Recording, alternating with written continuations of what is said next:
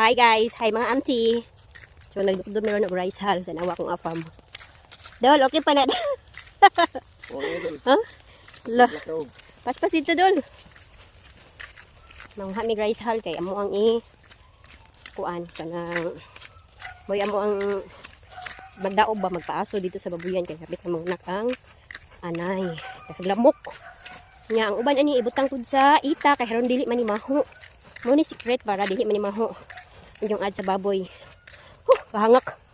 Kahangak ba ni? Hindi kayong palibot.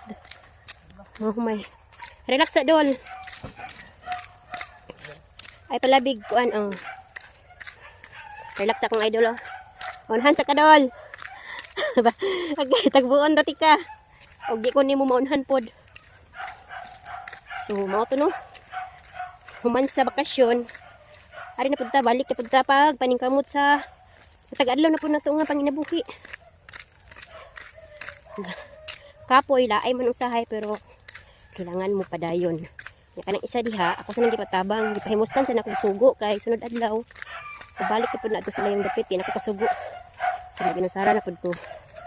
Ay, grabe kangak. So, Marto, bye.